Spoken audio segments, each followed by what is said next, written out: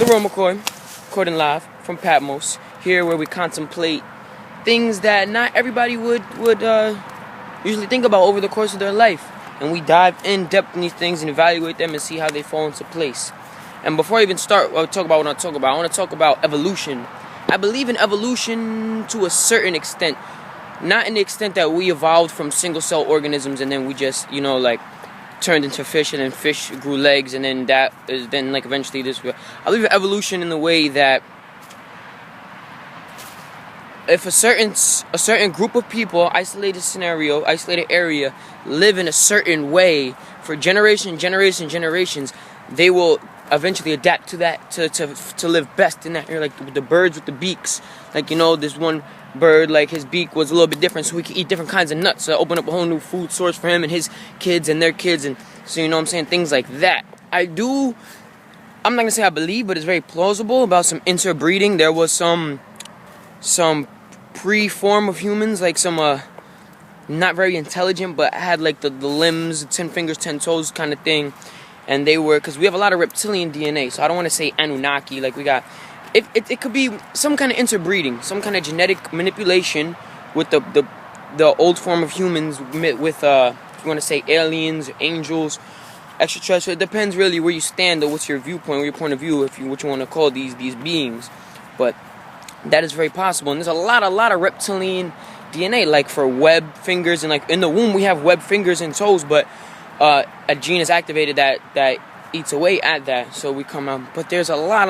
Okay. So my main point is circumcision and wisdom teeth. Now, I'm not circumcised, but I understand in the if you want to look at it from the Torah, from the Bible, from the Quran, it's the same story. Abraham, if you want to call him Avraham, the same story. He made a covenant with God, and it's okay, look, for your covenant, go circumcise your foreskin and everyone in your house and everyone in your family and this covenant. But I'm not sure to this day if this covenant is still in effect, or even if I'm a direct descendant. I don't know my bloodline. I do not know my bloodline, where I trace back to, my peoples, Abraham, maybe, possibly. So I don't know if this covenant is still in effect for me, but I was not circumcised at birth, so I do not feel like I should. I understand it's cleaner, but I keep my pee clean. I keep my whole body clean, so that's not really a problem. It's not an issue for that. But people say, what about when you're older? You're going to have a little pee residue on your foreskin. All that. But the thing is, why was I created with this foreskin if it was meant to be cut off? I was created in the image of the Creator. Creator put a foreskin on my pee-pee. Why would I?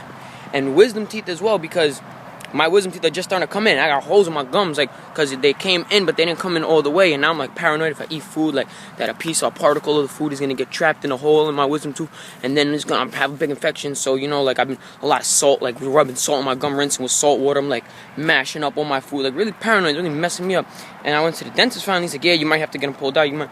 So wisdom teeth is another thing. Is it now that all this food is we're not having to eat tree bark, all these rough foods we got all these soft foods now? Do we require less teeth?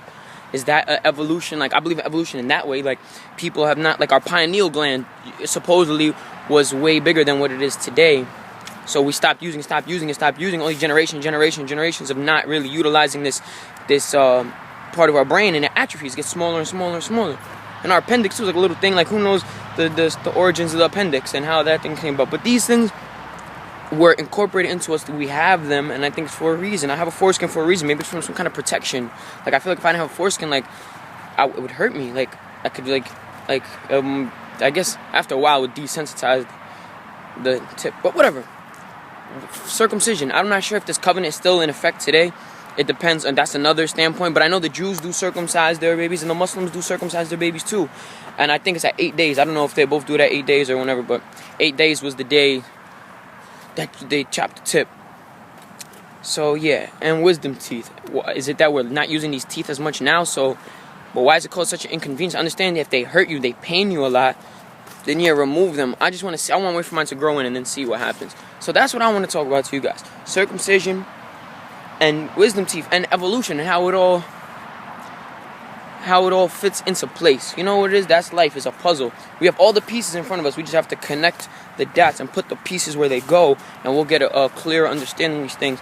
And now with this YouTube thing, people in Germany, or well, actually not Germany, because I don't know, something happened. I'm banned in Germany, but all other countries though, besides Germany, people hit me up and respond like, "Yeah, videos are awesome." So this is the new age of technology where I don't have to write a letter and wait to go on a boat or a plane or send in on a donkey or horseback to get to somebody. Somebody could watch me. I could upload this video, boom, somebody could watch it in the other side of the world, boom, and comment, boom, and I will have that, boom, right here at my fingertips. So we can really share these ideas. It's really good.